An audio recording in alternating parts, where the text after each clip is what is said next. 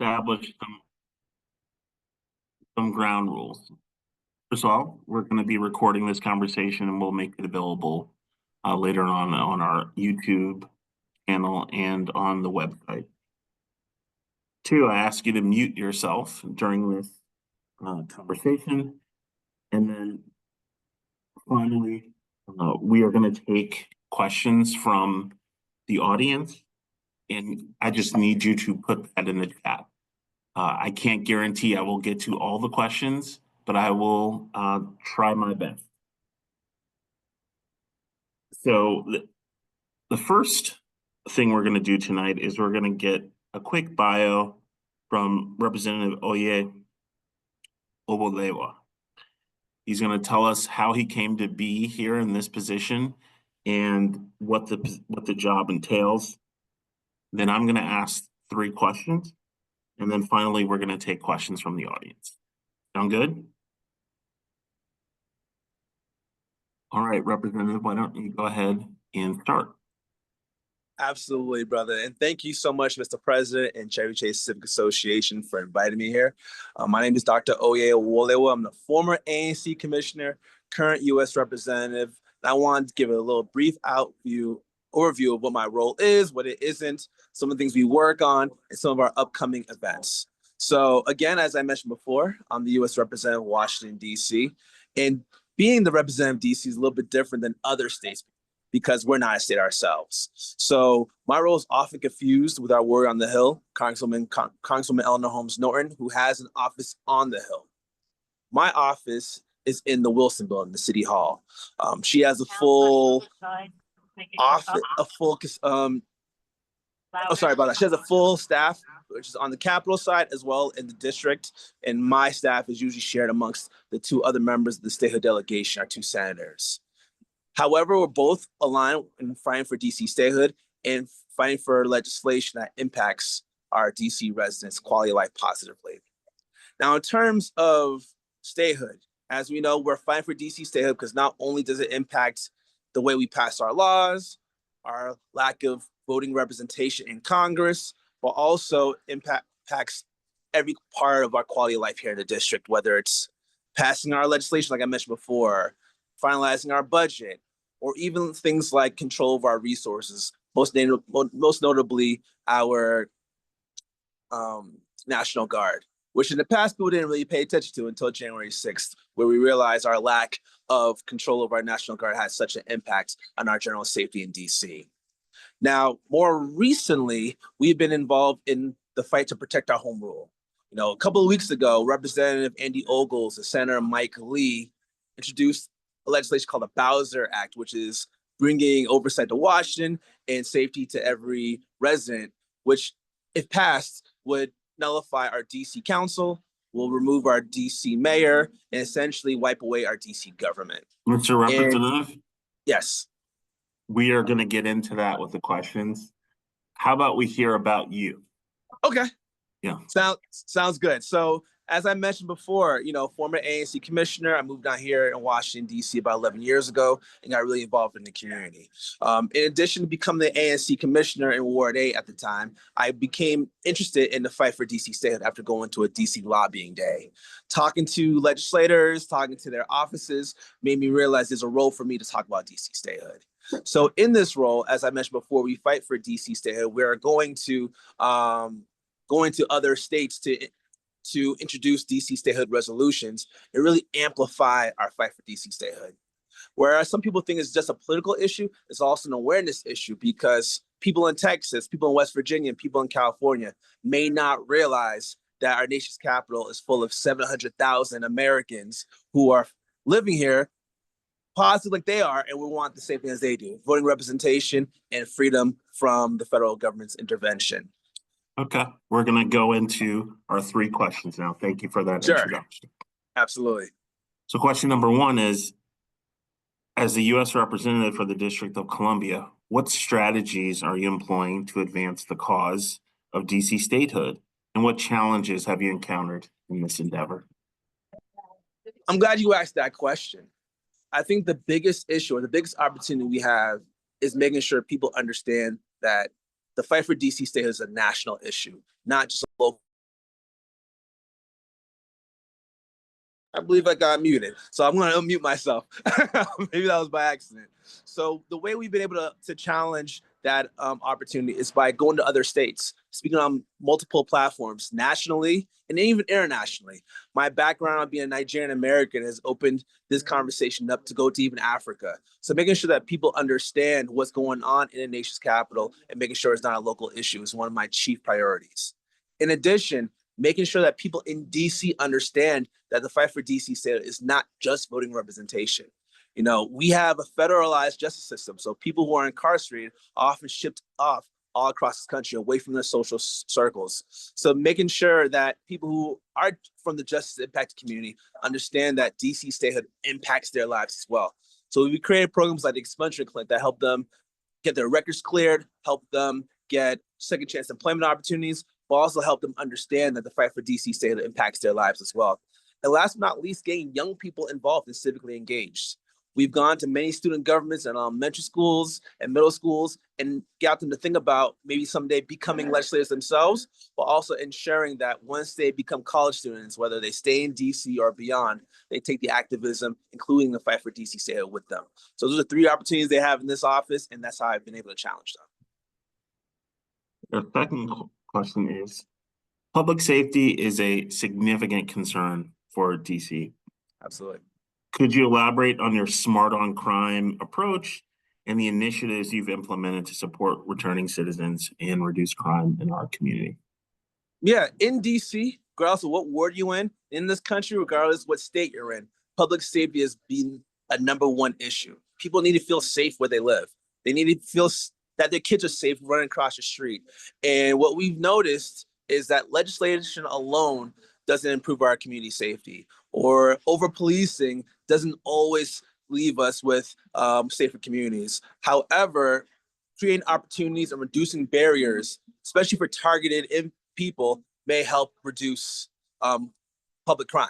So as I mentioned before, we created the Expungement Clinic to help folks who deserve that second chance have a good opportunity to have a second chance to a safe life. You know, we live around returning citizens. We work with returning citizens. We want to make sure that they are not going into those things that got them into trouble in the first place. So we created Expungement Clinic. We hope to get like 5 or 10 people at our first event, and over 100 people showed up. And since then, we've had over 40 people show up to our Expungement Clinics, where we have attorneys help them for free. Typically, these charges per person would be about $3,000, regardless if the process is successful or not. But because of our partner organization, which is Christian Legal Aid, gets grants from the city, they're able to utilize these legal resources for no charge. So this is something that we've been very proud to do, because our office role is a bit limited because we don't have law-making abilities. However, because of the relationships we have in the community, because of feedback from people like you, we've been able to really increase and elevate the role that we're in. One follow-up question on this. Yeah. What sort of crimes can be expunged from your record? That's a great question. Because DC is not a state, our expungement abilities, or record sealing, which is really called, is much more narrower compared to other states. So only non-felony situations or charges could be expunged, or it could be record sealed. Or if you're found to be innocent of a charge, it will still be on your record, so you had to get it sealed. Now, the only caveat or the only exception to that rule is something called the Youth Rehabilitation Act. So if you commit an offense under a certain age, I believe it's either 21 or 24, that record could be sealed, barring a certain amount of time. So even if you were in prison for 20 plus years, if that charge or that offense occurred before you were a certain age, that charge could be sealed. Now, unfortunately, a lot of our clients, they're not eligible to get their record sealed. That's why the employment opportunity is so important, because whether you're eligible for your record to be sealed or not could take a lot of years. We're dealing with a group of people that need support right now. So getting them into employment, regardless of what their situation was, is really important for us to improve our public safety and make sure people are busy and too busy to commit crime. And if they were to create their own businesses, they'll hire other people that are on the same tracks, really creating that ripple effect and improving our public safety. My final question. Yeah. What can be done to stop the Bowser Act, which wants to eliminate home rule for DC? And can this be done by executive order? So home rule cannot be removed by executive order. However, we do have a president that wants to overreach on some laws in our Constitution. With that said, the best way to fight the Bowser Act from being passed in the Congress and the Senate is getting constituents all across this country to rise up and tell their local leaders to not support this. Because DC is not a state, we're on the outside looking in when it comes to voting opportunities as well as lobbying opportunities. However, we can utilize what we have to make sure our friends in other states, as well as people locally in DC, understand what's going on and understand that we have to fight for our rights and make sure that we also let ourselves tell our stories in our own voices. If we refuse to speak up, we'll have those who are not supporters of us make the stories for us, whether it's talking about crime or graffiti or homelessness, problems that's not unique to DC. If we let them make the case for us, and we don't speak up for ourselves, then we're doomed by public perception. And I believe this is a great time to spotlight ourselves and our stories and let them know that 700,000 Americans live in DC and we live here well. Thank you. Now we're going to take questions from our audience. If you have a question, can you put it in the chat?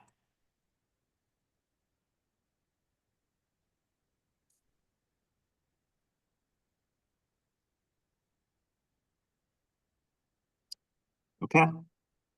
Yes. I believe so. Wait. Yeah, how are you? Yeah, let me read it. Apologies. So I see a question. How are you combating the move to end home rule? And then I also see a comment about going to Utah.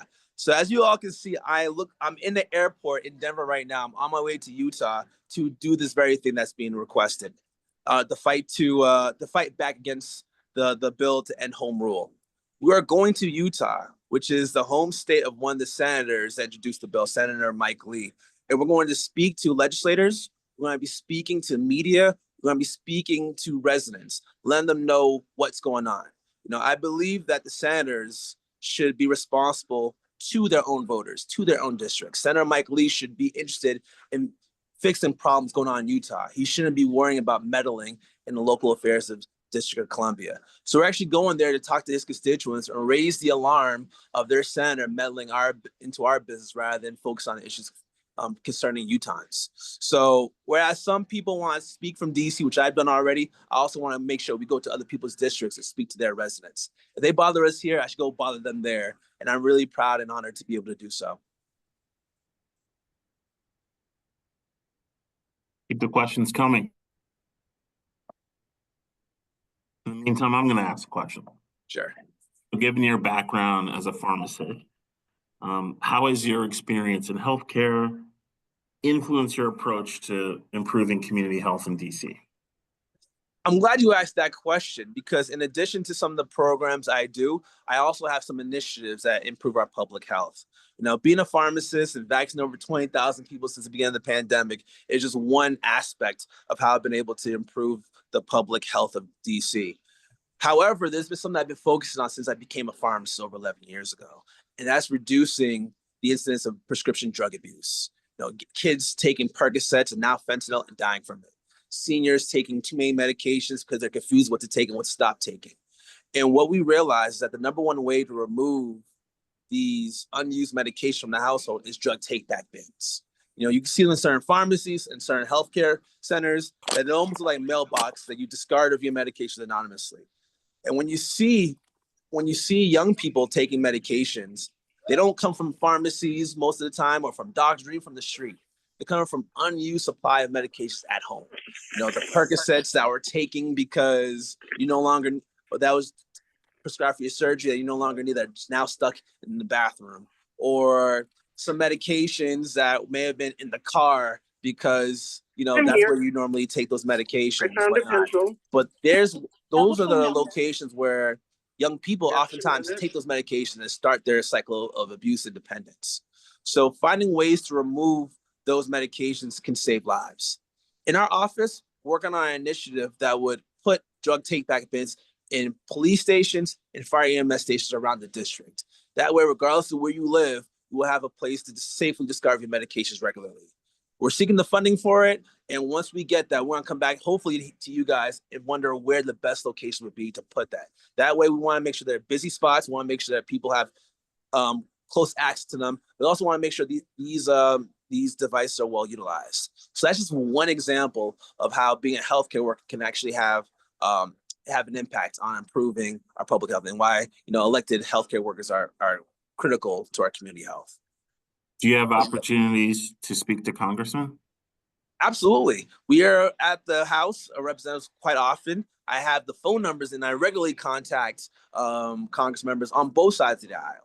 Last year when the Bowser Act was initially introduced to take away our home rule, there were Republican senators that wanted no part of running DC. They don't care about how trash is picked up. They don't want to be involved with the paving potholes in Ward 3 and Ward 4.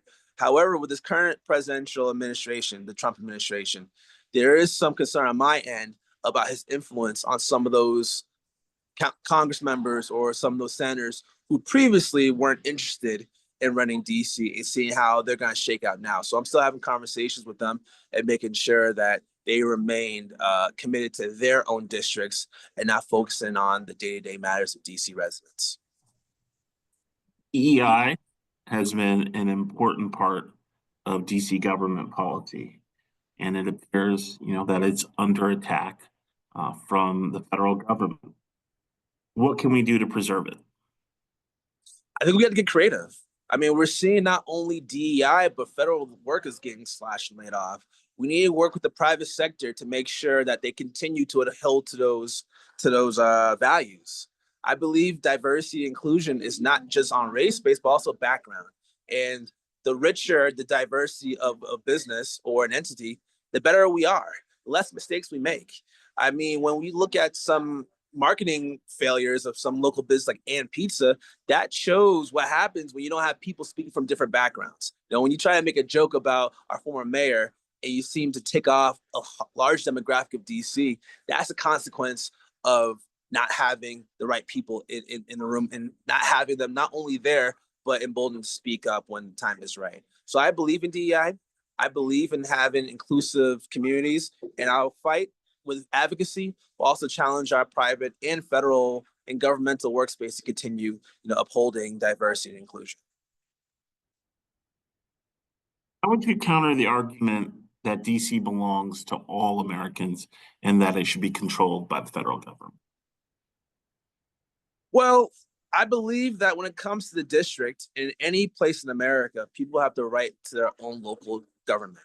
If someone wants to move to DC, they should be able to be a DC resident. But you can also move to DC and still maintain your voting registration in another area if you want to continue to have those rights.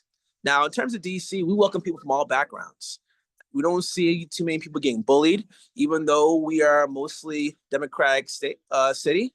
There's people that believe in so many different things. So we're not just one-minded, we're not monolithic, but I do believe that the diversity of the city, including thought diversity, makes us great. So I don't believe that the federal takeover of DC will necessarily impact or make it much more welcoming to people. I think it'll be the opposite. I believe people will be more upset. I believe that the conversations may not be as lively as it is now. And I'm here to protect not only our democracy, but also our culture as well. We have another question about DC statehood. Mm-hmm. How do you see it being implemented practically? And what are the steps that have to happen for it to gain statehood? So in order for DC to become a state, there's three things that need to happen. Number one, a bill needs to pass Congress. We have introduced the DC Statehood bill that passed in our previous Congresses, but this one's most likely not going to happen because of the partisan makeup. Typically, only Democrats have supported the DC Statehood bill. Then we will need to also have a bill pass the House. So typically, for a filibuster, you need 60 votes. If it's a constitutional amendment, it needs 66 votes. But if we would go nuclear, we only need 51 votes. If it were to pass that stage, then it will need a presidential signature, and then we'll move in as a state. Now, in the past, they used to introduce two states that would counterbalance, whether it was slave states in the past and free states, whether it was a Democratic and a Republican state, whether the last one being Alaska and Hawaii, is similar to now. I believe if we were to get closer and closer to DC statehood, the other party, or at least the Republican Party, will look into probably introducing another state. However, right now the climate doesn't support DC become the next state or even a state right now. But we were still fighting to get to that conclusion. Like I said, we have a bill introduced in the Congress, in the Senate. I believe we have about 41 senators that have been co-sponsors of that bill, and we have over 160 co-sponsors in the Congress. Not enough to pass, but we're still building in momentum. Now, in the how it would become the next state, the idea is if DC were to become a state, we will cut off the federal enclave of Congress, the White House, and the National Hall. In the National Mall, to become still be federal, and the remaining residential part of DC becoming the 51st state.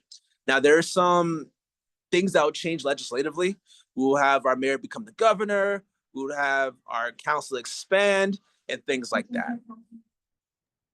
Can you explain the arguments for DC becoming a part of Maryland or Virginia and why it's not a good fit?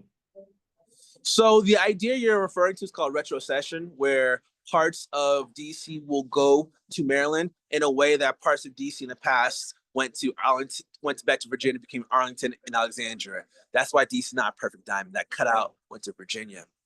Now, for a few reasons, it won't work. Politically, a Republican governor would not want all of DC voters to become part of Maryland. Culturally, DC and Maryland is very separate. But more importantly, Maryland doesn't really want us, and we don't really want to be Maryland. And for those reasons alone, I believe it's important for us to actually be separate, DC and be Maryland, and fight to be just as similar as Maryland and Virginia residents by becoming residents of a state. What can DC residents do to present ourselves or prevent ourselves from being marginalized by President Trump? The best thing to do is to stand up. When we're told as little kids, the best way to approach bullies is not run away or hide. It's to speak out and be visible and let other people know that you're fighting for yourself. I know it's very difficult, and I know some elected officials and beyond are afraid of his temperament and would rather not stoke the angers of the Republican Party or President Trump. And not to sound partisan, but it's really important that we speak for ourselves, that we let our neighbors in other states know how we're living over here and why we deserve our own autonomy, why we deserve our own government, why we deserve statehood, why we deserve to not have to pass laws that Congress has to approve. It's really critical that we speak up for ourselves so other people can not only hear us, they can also join us in this fight. Is there a perception that people do not live in the district? I think people just don't know. They don't know that DC residents aren't just federal workers. They don't know that DC residents aren't just Congress members. They don't know that 700,000 Americans live day to day under the oppression of the federal government. And if they knew the impacts of our lives here, I think they would stand up for it. That's what happened when I went to West Virginia, somewhere that people thought was very conservative, that wouldn't understand DC statehood. They got it. That's why I'm going to Utah, because I understand that if I tell them that, they'll get it. We have to really make sure we touch each and every person in this country and understand that we're not fighting for anything special. We're fighting for the same rights that they have. Well, we know you and the shadow senator are unpaid.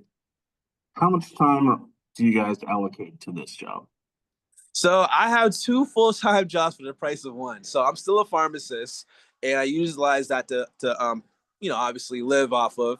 And I have a great team. So I'm able to put in about maybe 20, 30 hours a week into this role. And I take it very seriously.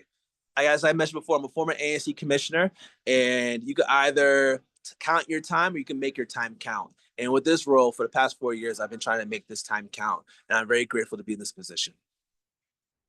The cornerstone of your service has been empowering youth. Yes. What specific programs or partnerships have you established to engage young people? Absolutely. I appreciate you for asking that. My first foray into community service was getting into classrooms and getting kids interested in STEM careers. I graduated as the only Black male in my doctor of pharmacy degree in a 150-person class. And much of that was due to a lack of exposure for other people. Me being a Nigerian American, my parents pushed me from a young age to pursue a science career. So when I came down to DC, regardless of what ward or what racial background the school majority was, I wanted to get into classrooms to volunteer, get kids interested in science. I put them in white coats, give them gloves, put them in goggles, make sure they see themselves as future doctors, because I know that's important for them as they move to the next phase of their life. It's not only good for their community, or not only good for their future opportunities of becoming a science professional, it also improves our public safety. Because for every year somebody's in college, reduces their risk of violent crime by 10%. So even if they don't graduate from university, that 1 or 2 or 3 years in college reduces their risk of violent offenses by 10, 20, 30%. So we're really trying to make sure young people are motivated to pursue careers that can keep them in the district and afford them to buy a house or buy their parents' house is really critical to me. And through that effort, I've been able to have a lot of relationships with schools. This work is free. And if you have any relations with schools, whether you're on the PTO, if your child goes to a school, or if you work at a school, please reach out to me so I can get involved with that school. Like I said, it's no charge. It helps us really increase our impact. And as I mentioned earlier as well, we're getting to student governments. Right now, we're in Penn Elementary School in Ward 6. We go to their student governments once a quarter or so, get them to think about how to establish law, establish policies. Last time I was there, they were thinking about the school dance and school spirit week, and just had them thinking about Robert's rules and learning about elected positions like ANCs, just helping them get more civically engaged. Because when they know what they want to be in the next 10, 15 years, it changes their decision making for the better for the next 2 days, 3 days, 3 months.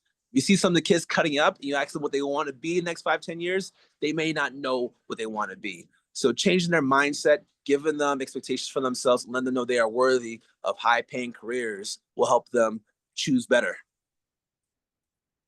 Do you have dedicated office hours, or is it by appointment? Can one of us show up and discuss local issues with you?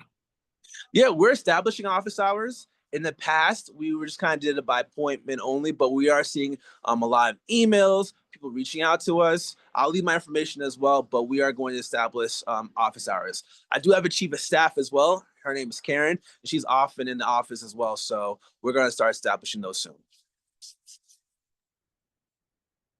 What role will you play in securing federal funding for metro improvements?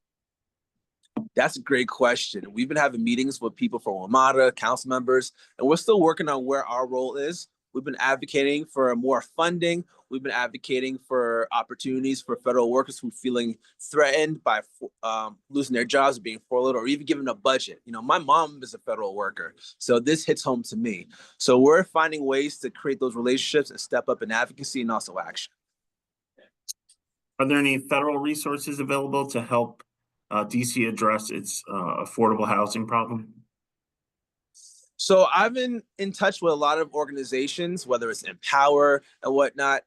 We are still reaching out to federal people like HUD, see what we can do, whether it's AMI related issues, how they aggregate affordable housing, or even just talking to council members about how we look at affordable housing. You know, there's legislation that the mayor proposed that concerns landlords and developers. We want to make sure we get the best deal for DC residents. So we're still working on it. I wish I had a stronger answer, but it's something that we've been focusing on and hope to get back to you shortly. How can DC attract more businesses and make sure that that economic growth is spread out to all residents, not just developers? I think it's the kitchen table issues, whether it's public safety, whether it's our local economy. I created something called Capital Business Seminar, which teaches local business owners how to get grants, how to get certifications, how to get contracts to help elevate our businesses. Oftentimes you see sometimes the same people get all the opportunities, and I want to make sure there's more equity and equality amongst the communities, regardless of where you live, where your background is. I believe when we build our economy from the bottom up, it creates opportunities for us to really make sure we capitalize the most. I'm focused on more on local businesses and less on multi-state billion-dollar businesses coming in. I believe when we own our own businesses, we can do more with it. We can hire people, and we're more responsible for our communities versus someone from the outside getting huge tax cuts and seeing what they do. I'd rather local businesses thrive versus looking out for the interests of Walmart. What federal funding opportunities are out there for DC public schools and charter schools? So right now, it's a difficult conversation. We're seeing slashes in the education department. We're seeing threats of federal layoffs. We're seeing, Linda McMahon, the former WWE executive, take it over, but she doesn't know how she's going to move forward with the Trump initiative. So we're trying our best to see how it all lays out. We're working with local entities and local groups to see how we can make the best out of our educational experience. But in my specific role personally, what I want to do is increase the volunteering, increase the role models in these classrooms. I don't think the difference between a great education is an iPad every year. I do believe it's time. We can control the amount of time we spend with young people and making sure they see role models that look like them, that look like their parents, that can inspire them to pursue careers that can keep them in DC. So there's a right now thing I'm doing, but there's also something aspirational I'm doing as well to make sure we bring as much time and as much resource to our young people. I can't hear you. How can you work to protect and even expand healthcare access for our residents?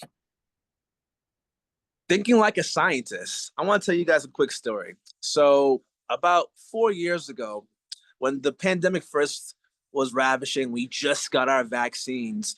DC was the first in this area to get the vaccines, and Maryland didn't have it at the time, Virginia didn't have it at the time. And what we saw was the first line of people getting vaccinated. The first priority were healthcare workers, people that work in DC that take care of DC residents. However, many of them didn't live in DC. A lot of them were Maryland residents, a lot of them were Virginia residents. So in a few months, what we saw was about 40% of the vaccines in DC went to non-DC residents, non-Washingtonians. And what was happening was the lack of opportunity to get the vaccine pushed people to other parts of DC. So people in Ward 3 and Ward 4 were going to Ward 7, Ward 8, taking those vaccines. And what was happening was there was a lack of equity in the distribution of vaccines. So folks who didn't have great broadband were missing out. Seniors who may not have been able to get to the pharmacy fast enough were missing out.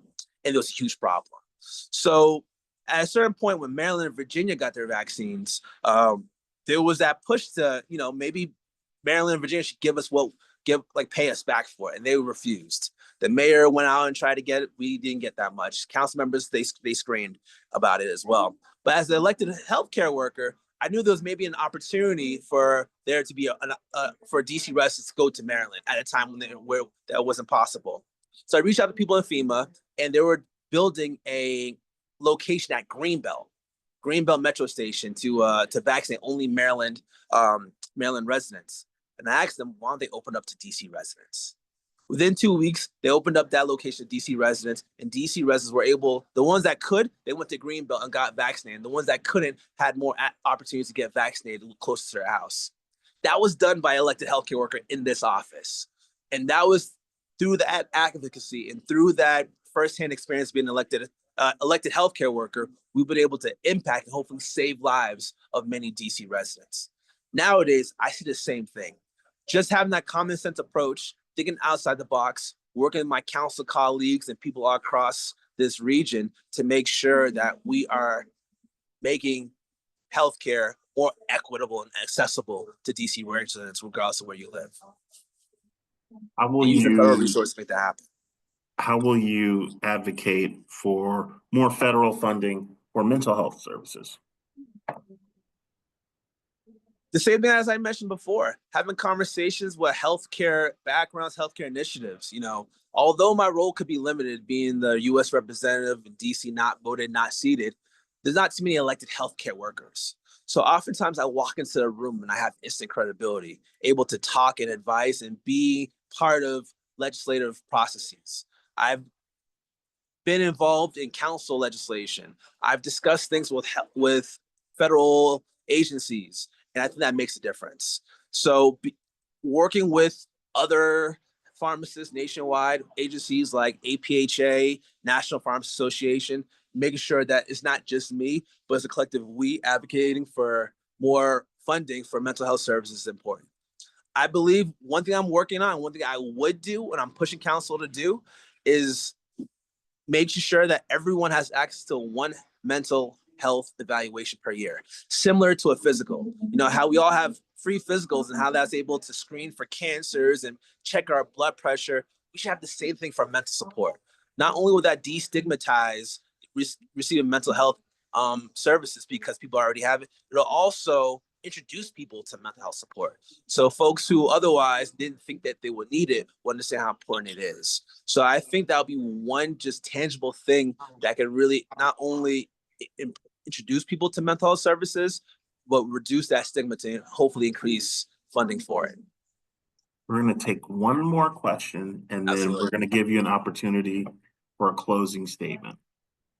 How can people get on your mailing list? I'm going to include my information that directly links to my mailing list. You can go to my website, repoyedc.com, REPOYEDC.com. I'll put that in the chat as well. Please join my mailing list. I do it twice a week. So the first one is usually a kind of preview of what's coming up, some of our events. On this Saturday, we're actually having a virtual immigration town hall because there are a lot of non-residents in DC who are very concerned about what's going on with this incoming or this current Trump administration. We have 2 immigration attorneys and 2 ANCs who are bilingual. We're going to talk about resources that that's available in DC, but also federal law and immigration. We don't want to give people false hope. We want to give people the truth and honesty about how to protect themselves. So to find out more about that information, I can put that in the chat as well. But we do have a newsletter twice a week. On Tuesdays, it previews the events that we're having. On Fridays, it recaps what we've done. So I'll put the information about how to get onto my mailing list. It's really interesting. I mean, it's a biased opinion because I'm the one where my office does it, but it really keeps people in locked on what's going on in this office, and also more information about what we do in this office. You know, we don't always have the biggest spotlight, but that allows you to be first to know what's going on here. And before we leave tonight, what message do you want us to know?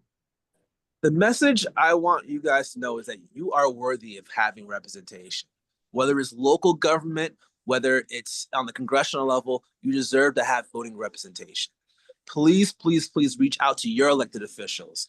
Reach out to elected officials across this country. If you're from DC, make sure you let your neighbors know. If you don't live in DC, or if you're from another area and move to DC, please let your family members and your friends know outside the district that this is an important issue. Tell them to contact their congressional members, their local members. You know, follow the work that we're doing as we are going to Utah tomorrow to ensure that that people all across this country understand what's happening here. You are definitely worthy of being represented. Hopefully, you're being represented to your liking, and you're also worthy of having voting representation in Congress. Is very important. Thank you. Question. Can I ask one question? You Right. may have covered it at the beginning. President Trump wants to turn the control of Washington over to Congress. Yes. What can we do to stop this? Speak out. I was one of the few elected officials that made a video that's been on the news, put out statements, making sure we're holding our elected officials accountable and speaking out. You know, President Trump could be a scary person to go up against, but if we don't fight for ourselves, others won't fight for us. Right now, I'm on my way to Utah to get Utahns to let them be aware that their senator just introduced an anti-DC home rule bill, that he's more focused on the happenings of local DC residents versus the needs of Utahns. Making sure that whenever somebody attacks us legislatively, that we go to their markets and their own backyards and let them know about it. We need to make sure they're accountable to their own constituents. Thank you. Absolutely. That concludes our programming from this evening. Thank you very much, Representative Owolewa. It's been so nice to have you. As I said, this has been recorded and will be available on the CCCA website as well as our YouTube channel. Thank you all for coming, and good night. Bye.